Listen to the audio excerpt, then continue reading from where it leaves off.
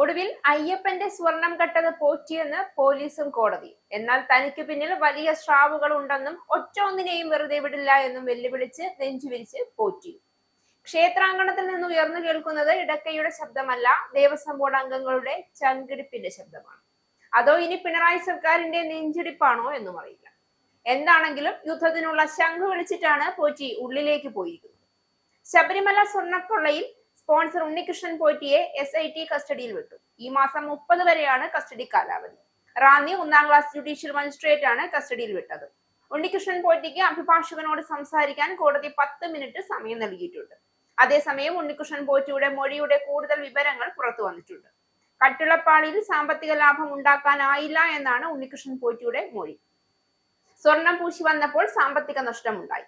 3 ലക്ഷം തനിക്ക് നഷ്ടം വന്നു. പിന്നീട് ദ്വാരപാലക പാളികൾ കൊണ്ടുപോയി സ്വർണം തട്ടാൻ തീരുമാനിച്ചു എന്നും ഇതിന് ഉദ്യോഗസ്ഥരുടെ സഹായവും ലഭിച്ചു എന്നും പോറ്റി പറഞ്ഞു. സ്വർണം ചെമ്പുപാളികളായി എഴുതാൻ ഉദ്യോഗസ്ഥർ സഹായിച്ചു എന്നാണ് ഉണ്ണികൃഷ്ണൻ പോറ്റി പറയുന്നത്. ദൈവത്തിനെയും വിശ്വാസങ്ങളെയും ചെങ്കടി കൊണ്ട് തൂത്തെറിഞ്ഞ ഇടതുപക്ഷത്തിന് ബ്രാഹ്മണ ശാപം ഏൽക്കുമോ ഇല്ലയോ എന്ന് കണ്ടറിയണം.